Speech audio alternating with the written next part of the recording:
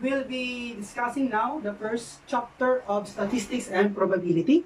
So we have random variables and probability distribution. In this semester, we're going to have 6 chapters. So this is the first one. And only a part of the whole of statistics and probability. So you might be expecting the basics when it comes to statistics and probability that has something to do with statistics. So yung probability kasi medyo mahaba yung kanyang coverage. So I can't wait to be starting this lesson.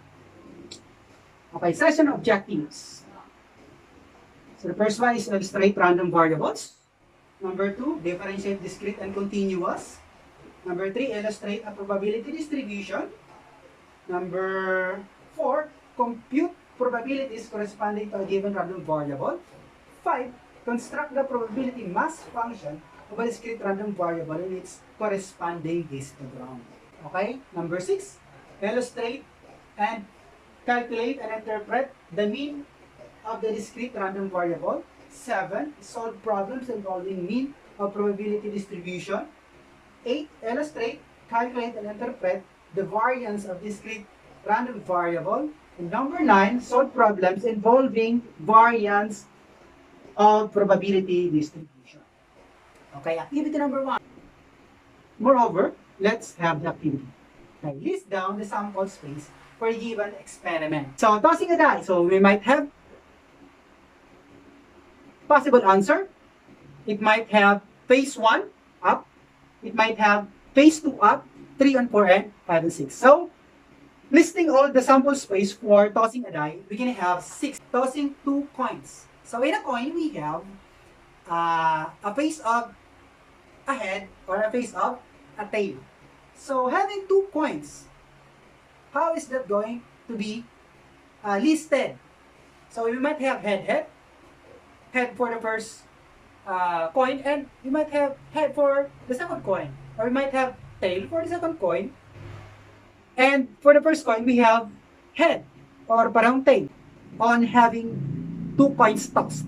So we have 4. Head, tail, tail, and tail, head. Okay? So let's have tossing a coin and a die. So a combination of a coin and a die. The possible outcomes for a die, we know that in number 1 example, we have 6. So combining it with the 2 of a coin, so we might be expecting 2 times 6, as I say. So we are expecting how many? Yes, you got it right. So we have 12. The 1, 2, 3, 4, 5, and 6 of the die will be combined with the outcome of all the heads pair. And 1, 2, 3, 4, 5, 6 will be paired with the other face of the coin. So we have all in all 12. How about tossing 3 coins? Tossing 3 coins, what does it mean? For each coin, we have 2 possible outcomes.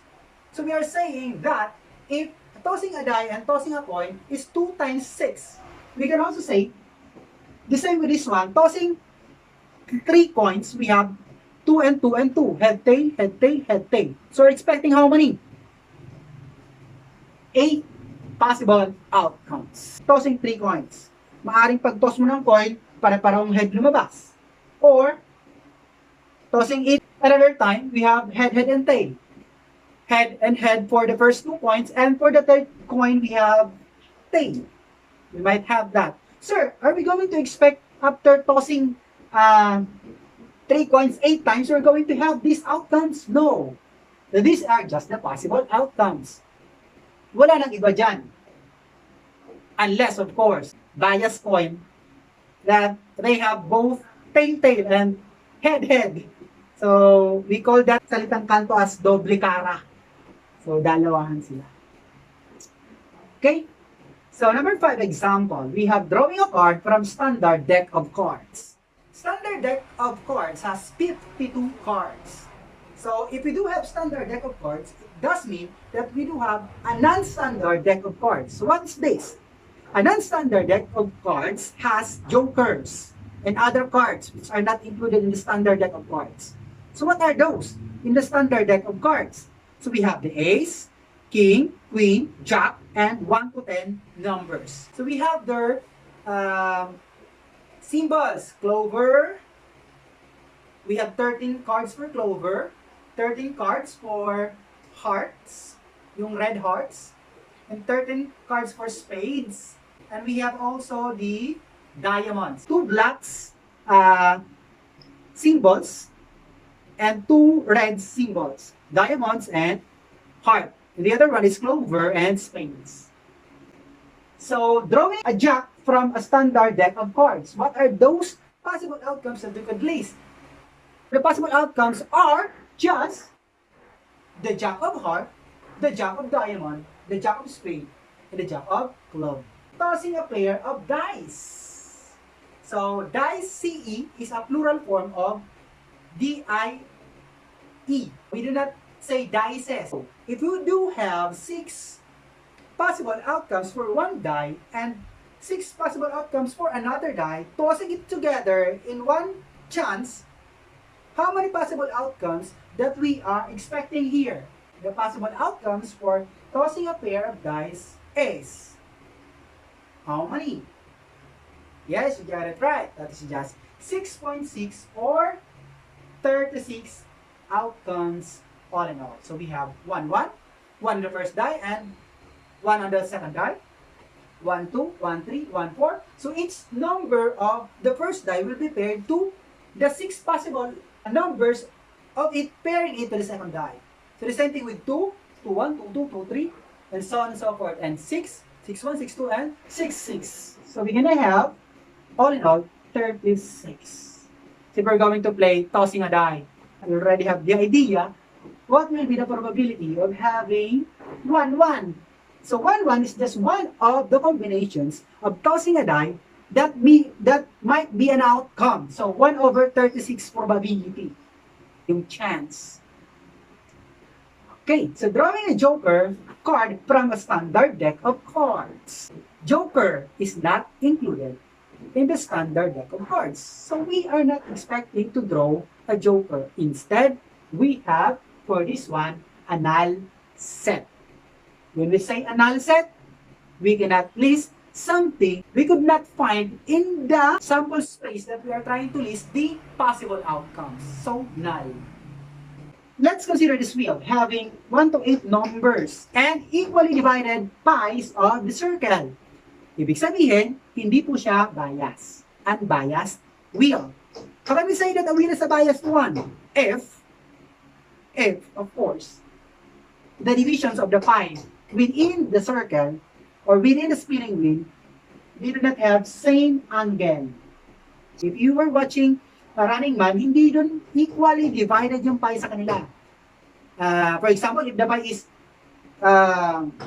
intended for the punishment, so if you do have these demerits in your games, while the game is still on, so your pie will be bigger. So the chance of being picked in a wheel is greater. So parang gano'n sa kanila. So medyo biased yun. Having unbiased pie should have equally divided pies within the spinning wheel. So we are expecting the same. 1, 2, 3, 4, 5, 6, 7. Choosing a vowel from the alphabet. What is this alphabet? Let's consider the standard alphabet that we were using in the past decades. Elementary pa kayo. So how many letters do we have there? And how many vowels? Therefore, how many vowels do we have that will be listed in choosing a vowel English alphabet? So we have A, E, I, O, and U. Yes, you, not me. Good job. Okay. Number 10. Getting a sum of 7 when a pair of dice is tossed. What are those pairing of outcomes between two dice which has a sum of 7? Yes, we have 3 and 4. Can we have that 4 and 3? 4, 3, is that the same thing with 3, 4? 6 and 1, right? 1 and 6. Yes, they are different. Why? Because 1, 6, 1 is, we are considering 1 for the first die and 6 for the second die. And 6 for the first die, while 1 on the second die. So what are those? 6, 1, 3, 4. Ilan lahat? 5, 2. So we have 6 possible outcomes. So having this activity, we will try to connect it with our lesson with random variables. Random variables, by the way, is divided into two. We have the discrete and the continuous. Say it with me, continuous. Hindi po siya continuous kasi po, meron siyang U-O-U-S. Discrete random variable, we could deal with mean, variance, and standard deviation.